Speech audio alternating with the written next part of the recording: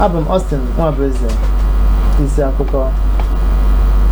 Ụlọọrụ EFCC nọ n'isi onyeisi oche ụlọọrụ Sojimoto maka ọrụ ngo nke ruru $507 aka enwebara na ya.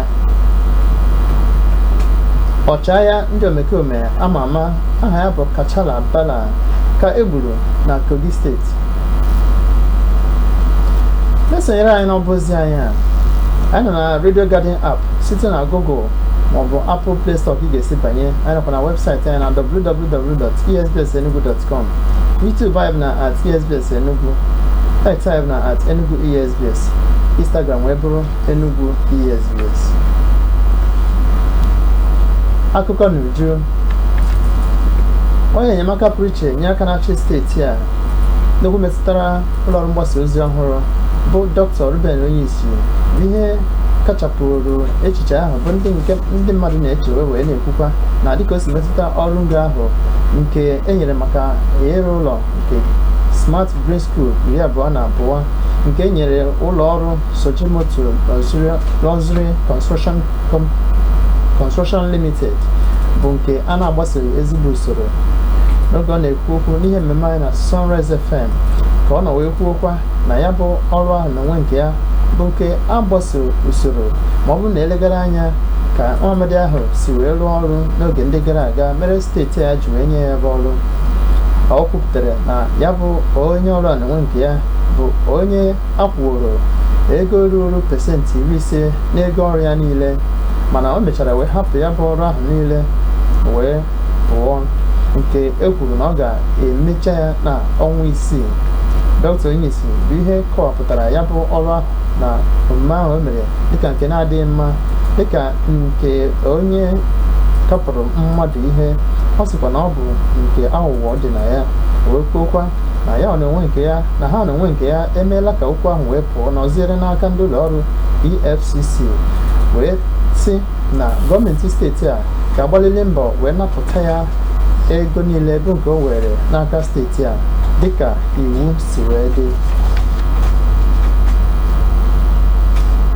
N'otu aka ahụ, ụlọọrụ EFCC na onwe nke ya bụ ihe nọ n'isi onyeisi nke ụlọọrụ Sojimoto Luxury Construction Limited bụ Sijibumi Ogundele na Abuja maka ebubo ibupụ ego tinye ya n'ụzọ ọzọ na-abụghị maka ihe eji maka ya weta ya bụ ego ruru $507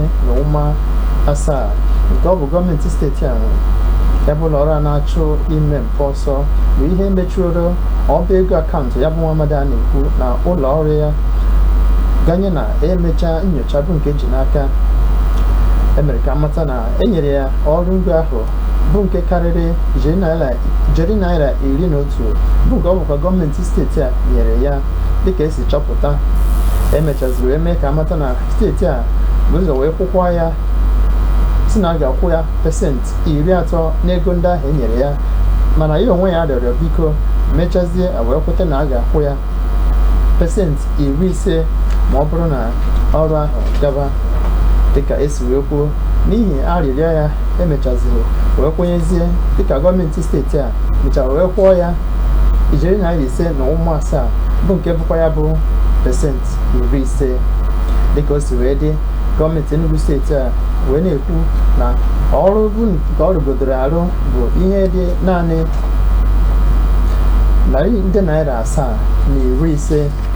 Steeti a n'onwe nke ya wee na-ebozi ebubo na-asị na Nwaamadi a na-enwe ya bụ ihe na-ebizi ndụ nke a na-aghọtaghị, nke na ọ jụrụ ịbịa dị na ya bụ ụlọ ọrụ ya ahụ ọzọ hụ ka ya bụ ọrụ si wee na-aga, meziri eji wee gaa esozie ya n'aka ndị EFCC dịka ya onwe ya jụrụ ịbịa na nke EFCC.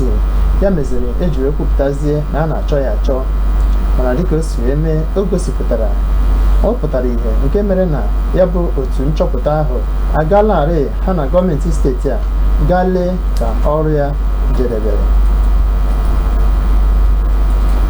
O jigarakwa onye zonal director nke ndị ụlọọrụ EFCC ngalaba ha nke Enugu bụ Aisha Abubakar bụ ihe toro ndị ụlọọrụ Mempower Electricity Distribution Limited ndị na-ekesa ọkụ n'Enugu steeti a maka mbọ ha na-agba n'Enugu a ya na ihe na ha gara wee dozie ebe nwere ọgbaghara maọbụ nsogbu.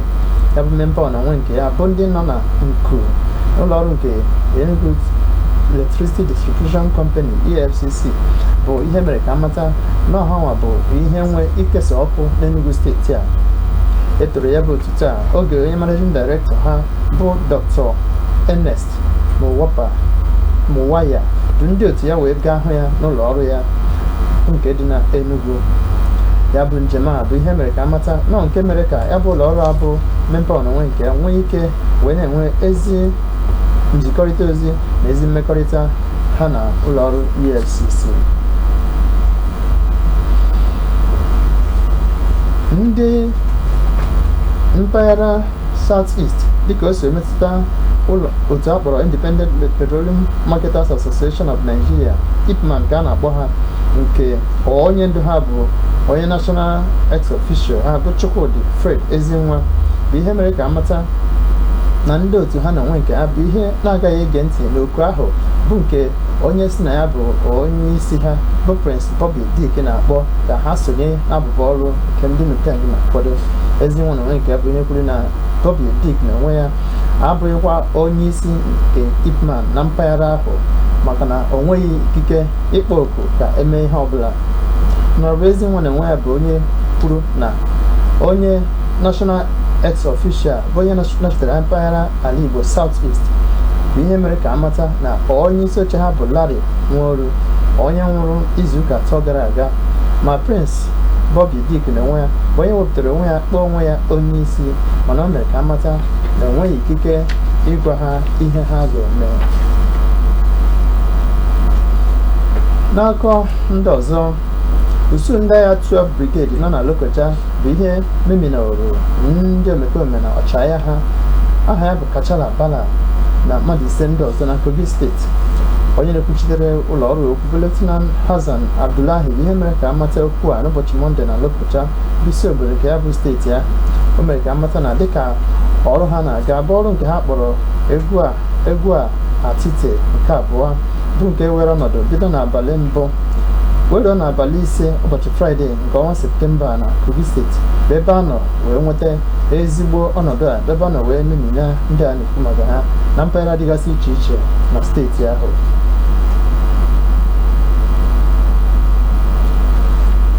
Otu Trade Union Congress nke ala anyị bụ Nigeria TUC ka ejiri mara ha bụ ihe jụrụ na amụma nke gọọmenti etiti ahụ na ka e wee na-etinye pasentị 5 na ego dịka akpọrọ ya otu isi dịka o si metụta ngwa mmanụ Abuja ọbụla bụ nke mmadụ nwetara.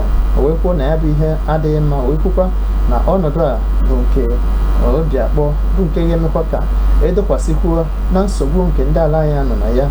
Ya bụ otu a bụ ihe mere ka amata na amụma nke gọọmenti na onwe nke ya bụ nke ọ ga-abụ na-emejupụta ya emere na ọ ga-eme ka nsogbu ndị ala anyị bawanye, ndị nke azụmahịa bụrụ ndị nke ga-eji eze wee na-ekpe ekwere. Ngwa lee ka ọnọdụ igwe ga-esi dị ugbu a.